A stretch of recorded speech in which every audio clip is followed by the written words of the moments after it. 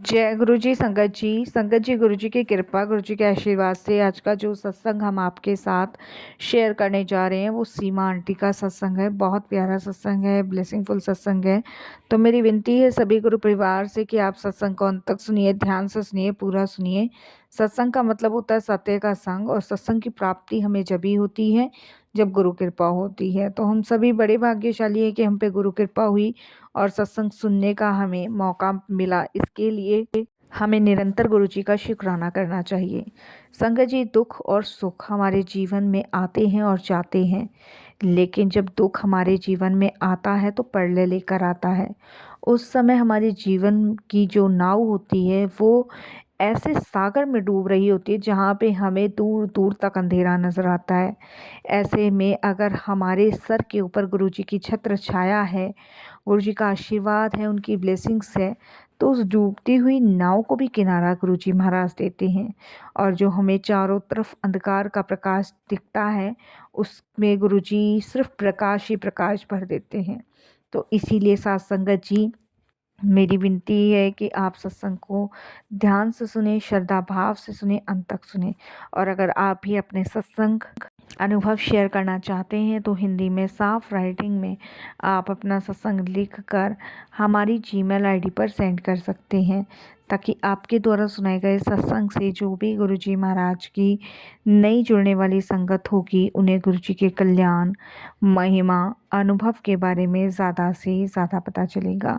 सत्संग आपको पसंद आए तो आप वीडियो को ज़्यादा से ज़्यादा संगत में शेयर कीजिएगा, लाइक कीजिएगा और चैनल को सब्सक्राइब कीजिएगा। बेल आइकन दबाना बिल्कुल भी नहीं भूलिएगा। जब भी कोई लेटेस्ट सत्संग आएगा उसका नोटिफिकेशन आपके पास आएगा। तो चलिए संगत जी, चलते हैं गुरु जी महाराज के सत्संग की ओर। सत्संग शुरू करने से पहले करते हैं गुरु जी महाराज का मंत्र जाप। ओम नमः शिवाय, शिव जी सदा सहाय। ओम नमः शिवाय, गुरु जी सदा सहाय। जय गुरु जी। संगत जी, मेरा नाम सीमा है और ये मेरा शुक्राना सत्संग है। मैं गुरु जी से अभी 2023 में जुड़ी हूँ। गुरु जी का मैं अनंतम शुक्राना करती हूँ कि गुरु जी की कृपा, गुरु जी की मेहर से संगत जी मेरा बनता हुआ घर जो टूट गया था, बिखर गया था, मेरे जीवन में जो संगत जी अंधकार चारों तरफ फैल गया था, उसको गुरु जी ने दूर किया। इसके लिए गुरु जी का शुक्राना करती हूँ, बहुत बहुत शुक्राना करती हूँ। संगत जी, बहुत टाइम से यानी कि 2014 से मेरे हस्बैंड की लाइफ में कोई दूसरी औरत थी, और इस चीज़ का मुझे संगत जी 2016-17 में पता चला। संगत जी, वो कहते हैं ना, इंसान चाहे कितनी भी गलतियां छुपा ले, कितना भी पाप छुपा ले, एक ना एक दिन संगत जी वो सामने आ ही जाता है। और ऐसे ही संगत जी मेरे हस्बैंड का ये झूठ मेरे सामने आया। संगत जी, जिस समय मुझे ये बात पता चला कि मेरे हस्बैंड का अफेयर किसी औरत के साथ चल रहा है और उस औरत की वजह से वो मुझे, मेरे बच्चों को छोड़ने को तैयार है, तो उस समय संगत जी मैं पूरी तरीके से टूट गई। मानो जैसे कि मेरे जीवन में चारों तरफ अंधकार ही अंधकार आ गया हो। संगत जी, आप, मैं बता नहीं सकती आप लोगों को कि मैं इतनी परेशान हो गई, इतनी डिप्रेशन में चली गई कि मेरे सोचने समझने की सुध जा चुकी थी जब मुझे ये बात पता चली। और संगत जी, ये औरत कोई और नहीं थी। संगत जी मेरे ही हस्बैंड के ऑफिस में काम करती थी। मेरे हस्बैंड चार्टर्ड अकाउंटेंट हैं, उन्हीं के नीचे ये काम करती थी, और संगत जी इन्हीं से इनका अफेयर चल रहा था। संगत जी, जहाँ भी मेरे हस्बैंड जाते थे उसको साथ लेके जाते थे। बहुत बार तो मैंने ऑब्जेक्शन उठाया कि आप जहाँ भी जाते हैं तो शीतल को साथ क्यों लेके जाते हैं, उनका नाम शीतल था। तो मेरे हस्बैंड यही कहते थे, अरे मेरे साथ जाना उसका इम्पॉर्टेंट है क्योंकि उसका काम मेरा काम एक है, कुछ बिल विल बनाने होते हैं, कुछ एंट्री वेंट्री करानी होती है तो जाना साथ है, जो भी काम मैं उनको बताऊंगा वो करेंगी। तो मुझे लगता था कि हाँ ठीक है, जाना ज़रूरी होगा। बट संगत जी, कुछ ऐसी जगह थी जहाँ पे मेरा जाना इम्पोर्टेंट था लेकिन वो मुझे ना लेके उसको ले जाया करते थे। संगत जी, वहाँ भी मैंने ऑब्जेक्शन उठाया, बट कोई ना कोई बहाना, कोई ना कोई बहाना ऐसे ही चलता रहा 1 डेढ़ साल। तो कुछ नहीं पता चला। मुझे लगता था बिज़ी हैं, ये है, वो है। टाइम देना बच्चों को मुझे कम कर दिया। कहीं रिलेटिव्स के फंक्शन होते थे तो अकेला मुझे जाने को कहते थे। कोई भी रिश्तेदारी में नहीं जा रहे थे संगत जी, यहाँ तक कि अपने मम्मी पापा को भी देखने नहीं जाते थे। और संगत जी उनकी इतनी तबीयत खराब रही तब भी वो नहीं गए, जबकि वो मेरे बड़े जेठ जी के पास रहते हैं। मम्मी पापा उनको इतना याद करते थे, लेकिन संगत जी ये नहीं जाते थे, बिल्कुल भी नहीं जाते थे। आप यकीन नहीं मानोगे कि मैं इतना परेशान उस समय हो चुकी थी ना, बहुत ज़्यादा परेशान हो गई थी। मेरे समझ से सारी चीज़ें बाहर हो गई थी कि ये मम्मी पापा को भी देखने नहीं जाते, कहीं किसी रिश्तेदारी में नहीं जा रहे, कुछ भी नहीं। और संगत जी मेरे से झगड़ा होना शुरू हो गया इनका। संगत जी मेरे को अपना फ़ोन नहीं दिखाते थे, फ़ोन स्विच ऑफ कर लेते थे, बात नहीं करते थे और टूर पे चले जाते थे उस शीतल के साथ। मैंने शीतल से भी बात करने की कोशिश करी, मैंने शीतल से भी कहा। शीतल का भी संगत जी अलग सा ही रिएक्शन था। मैं बीमार होने लग गई, मैं डिप्रेशन में चली गई। संगत जी मेरे माँ बाप जो थे, मेरे हस्बैंड के घर से मुझे ले आए अपने घर पे। और मैं अपने घर पे आई तब मेरी मम्मी ने मुझसे पूछा कि क्या हुआ है क्या नहीं। तब मैंने उनको बोला तो उन्होंने कहा हम बात करेंगे।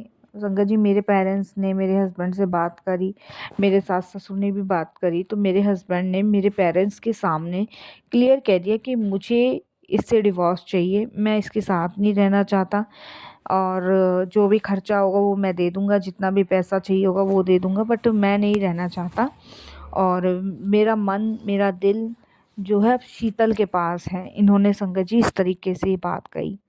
मेरे पापा मम्मी ने संगत जी आके हमें ये बात बताई। और जब उन्होंने ये बात आके मुझे बताई तो संगत जी आप बिलीव नहीं करोगे, आप यकीन नहीं मानोगे, मेरे तो पैरों तले ज़मीन खिसक गई। मेरे फादर ने मुझे उसी समय हॉस्पिटल में एडमिट किया।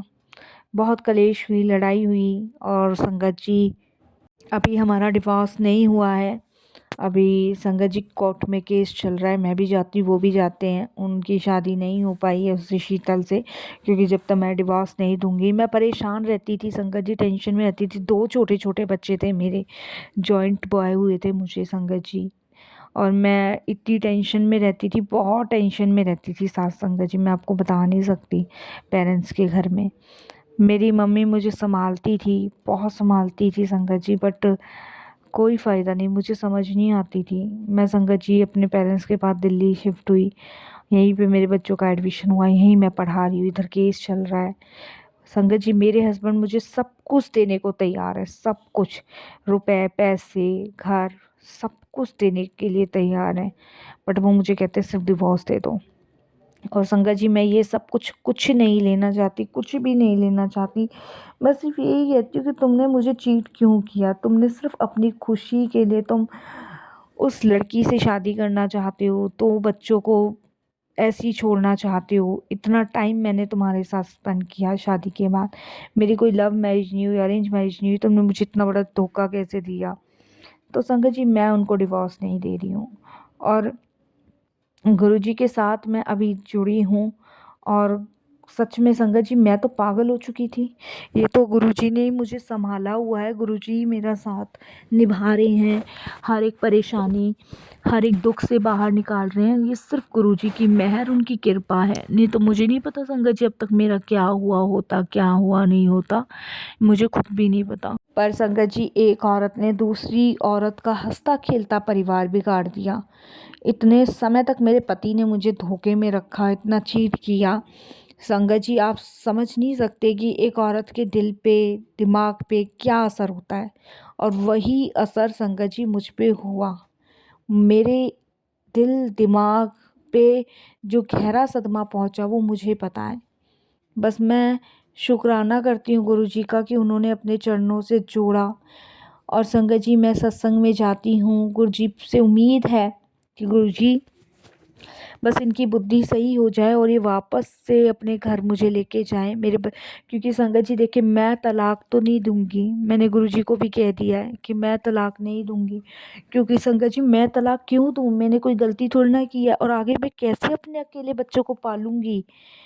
संगत जी मेरे पति ऐसे थे नहीं, और पता नहीं क्यों कैसे हो गए ये मुझे भी नहीं पता। तो इसीलिए संगत जी मैं गुरुजी से यही अरदास करती हूँ कि गुरुजी प्लीज़ मेरा बना बनाया घर मत छुड़वाओ, मत तुड़वाओ गुरुजी। मुझे मेरे ससुराल वापस भेजो, मेरे खुद पति लेने आए उनको ठीक कर दो गुरुजी। बस यही अरदास करती हूँ संगत जी, क्योंकि मेरे 2 मासूम बच्चे हैं जो रोज़ पापा को याद करते हैं अपने, उनको भगवान से प्रे करते हैं उनके लिए कि पापा जल्दी आ जाएं। तो मैं गुरुजी से यही प्रार्थना करती हूँ सत्संगत जी, आप सब भी मेरे लिए यही प्रार्थना कीजिए कि मेरे पति में बदलाव आए और वो ठीक हो जाएं। और संगत जी सच में ये बहुत ही ज़्यादा भयानक चीज़ होती है जब आपके जीवन में, हंसते खेलते जीवन में किसी दूसरे और बाहर वाले इंसान की एंट्री होती है, वो आपके पूरे घर को खा जाता है। तो गुरुजी सारी चीज़ों को ठीक करने में लगे हैं, मुझे विश्वास है, सब गुरुजी पे छोड़ा हुआ है। और देखते हैं संगत जी आगे क्या करवाते हैं, गुरुजी क्या करते हैं। मैं बहुत जल्द अपना नेक्स्ट सत्संग करने की तैयारी कर रही हूँ, उसको भी शेयर करूँगी। शुक्राना गुरुजी, बस यही वाणी को विराम देती हूँ। ओम नमः शिवाय, शिव जी सदा सहाय। ओम नमः शिवाय, गुरुजी सदा सहाय। जय गुरुजी महाराज।